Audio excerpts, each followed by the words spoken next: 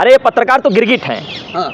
चाहे आप अंजना ओम कश्यप की बात करो, रूबिका लियाकत की बात करो, चमन चोपड़ा की बात करो, गुल्लू देवगन की बात करो, ये तो गिरगिट की तरह रंग बदलते हैं। ये सुबह कुछ, दोपहर कुछ, शाम को सलाद है। पैसा तो उन्हीं से लिया है, सोच तो उन्हीं की है, शिक्षा तो वहीं से लेकर के आए, ट्यूशन तो इनकी वहीं हुई, क्लासेस तो इनकी वहीं हुई।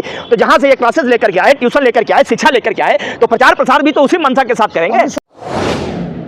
दोहरा चरित्र इस देश में, दोहरे मापदंड इस देश में जिस तरीके से नरेंद्र मोदी और उनकी मंशा ने इस देश में कायम करने के प्रयास किए हैं, उसने इस देश की संस्कृति को छिन्न भिन्न करने का काम किया है। ये बात जितनी जल्दी हो उतनी जल्दी इस देश के लोगों को समझ जानी चाहिए। अदरवाइज आपको मालूम है कि हिंदुस्तान में अंग्रेजों ने इतने लंबे समय तक शासन कैसे किया, लोगों को तोड़कर ही तो किया। जाति को जाति से लड़ाया, धर्म को धर्म से लड़ाया, प्रदेश को प्रदेश से लड़ाया, भाई को भाई से लड़ाया, तभी तो इतना लंबा राज कर पाए। और उसी नीति को लेकर के चल रहे हैं। क्यों? क्योंकि भारतीय जनता पार्टी जो आज की है, 2002 के पहले भारतीय जनता पार्टी एक अलग पार्टी थी। इसके बाद की जो भारतीय जनता पार्टी है, इसके बाद की जो आरएसएस की नीति है, इसमें तो खून तो अंग्रेजों का ही है। ये तो उन्हीं के तो दलाल हैं, पैसा तो उन्हीं से लिया है, सोच तो उन्हीं की है, शिक्षा तो वहीं से लेकर के आए, ट्यूशन तो इनकी वहीं हुई, क्लासेस तो इनकी वहीं हुई।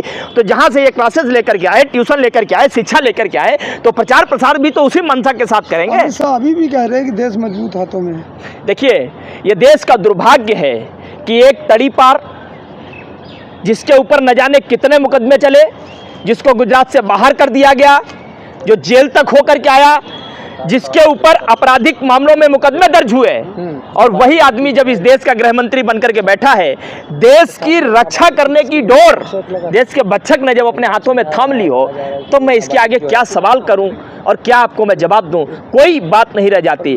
अब ये सारे सवाल मैं इस देश की जनता के ऊपर छोड़ता हूं, फैसला आपके हाथ में है। सर, आखिरी सवाल चाहते हैं। राहुल गांधी जी कह रहे हैं कि अगर विपक्ष एकजुट हो जाए तो 2024 में मोदी सरकार हार सकती है। इसमें कोई दो राय नहीं है। क्या मतलब हार सकती है? इसमें कोई दो राय नहीं है। क्या 2024 तो बीजेपी हार गई है। हार गई है बीजेपी? बिल्कुल हार गई है। मैं ये इसलिए कह रहा हूं क्योंकि बड़े बड़े पत्रकार दिखा रहे हैं कि फिर मोदी सरकार 2024 में। अरे पत्रकार तो गिरगिट हैं। हाँ। चाहे आप अंजना ओम कश्यप की बात करो, रूबिका लियाकत की बात करो, चमन चोपड़ा की बात करो, गुल्लू देवगन की बात करो, ये तो गिरगिट की तरह रंग बदलते हैं। ये सुबह कुछ, दोपहर कुछ, शाम को कुछ, रात को 2 बजे कुछ होते हैं, जब 2-2 पैक लगा करके बैठते हैं वहाँ डिफेंड करने के लिए बीजेपी और आरएसएस को। तो इनकी तो भाषा ऐसी है।